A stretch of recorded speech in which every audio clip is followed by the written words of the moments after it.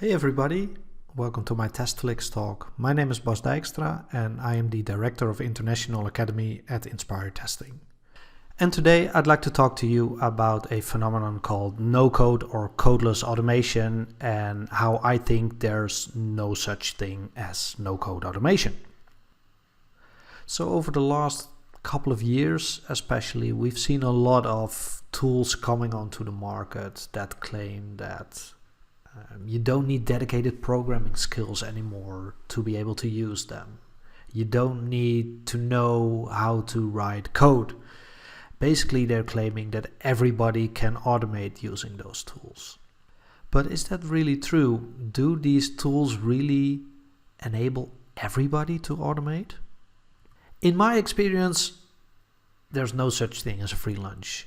We keep on saying that test automation is software development. And I've been in this field for some 15 years now, and if there's one thing that I've learned, it's that software development it takes skill, it takes experience, and it's not something that everybody can just do. That means that if you want to be able to write automation that is maintainable, that is reliable, that gives you the information that you're looking for, that takes skill too, that takes experience too, and you can only acquire that skill and get that experience through focused learning, through experimentation, to trying out new things.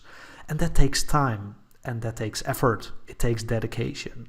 That's not really what those tools promise. Those tools promise that instantaneously everybody can use these tools to automate, and through some kind of magic you'll end up with a high quality test automation suite that delivers on all of its promises, gives you high quality information. But to be honest, I don't really think that's true. Maybe it's just because I've not been working with the right tools or in the right teams, in the right environments, but I've yet to see a tool deliver on all of those promises. The promise of true no-code automation that everybody can use and automate. So the way I see and talk about these tools is that, first of all, there is no such thing as no-code. I prefer to talk about low-code solutions. And to me, a low-code automation tool is a tool that provides you with an additional abstraction layer on top of the actual test code. So instead of having to write, for example, Java code or C# code or Python code to perform specific kinds of tests, you write those tests using a different type of syntax. That can be code, that can be text-based, keyword-based, for example, using tools like Robot Framework, or it can be through a graphical user interface. So tools like Postman, for example, they provide you with a nice graphical user interface that you can use to create and run your tests. That to me is low-code automation, providing that additional abstraction layer on top of the code, which gives you a different kind of syntax to write and run your tests instead of writing that directly into the code. And that's exactly why I think codeless or no code does not exist.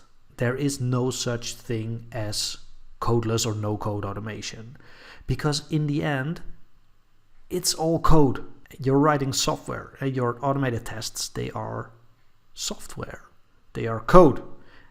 And at an even lower level, everything in the end is translated into zeros and ones, into bits and bytes, really. The only difference with these low-code solutions is that you're using this additional abstraction layer, another type of syntax, another type of interface to write and run your tests.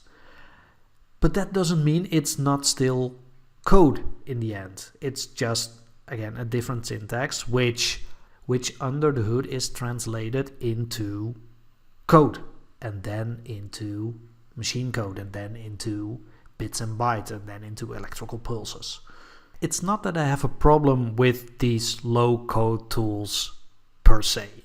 And there are some fantastic tools out there. I've already mentioned Robot Framework. I've mentioned Postman. These are powerful tools that can do a lot for you. And I've seen firsthand with the clients that I work with that for a lot of people, it's easier to adopt and use those tools compared to test automation libraries and code, for example. And that's wonderful. That means that more people can contribute to the test automation. So if a low-code tool is the best fit for your context, by all means do use them. Again, there are some fantastic tools out there that are really powerful, that allow you to create tests that are maintainable, reliable, that scale. Perfect. I have no problem with low-code tools, as long as you keep in mind that you're always making this trade-off between ease of use, where low-code tools are typically easier to use, or at least easier to get started with, and flexibility, because this additional abstraction layer that a low-code tool provides you often means that you lose some of the flexibility that you would have if you would write your tests in code. Because that's what abstraction layers do. They make it easier to use pieces of code at the expense of some of the flexibility, because you can only use those methods, those parts of the interface that the abstraction layer actually exposes to you. That doesn't mean that low code in itself is a bad thing, or using abstraction layers in itself is a bad thing. You just need to be really careful and consider, is this a good trade-off for us? Do we want additional ease of use at the cost of this flexibility? And in some cases that's a yes, and in other cases that will be a no. What I do have a problem with, again, is this whole no code thing, because there's no such thing as no code. So please don't be fooled by shiny marketing copy or salespeople that tell you with this code, our codeless solution can be used by anybody. With our codeless solution, everybody can automate tests, because that's just not true. You'll always be working with code, no matter the syntax that you're using. So if there's one thing I'd like you to take away from this short talk, is no code, not so much. Thank you.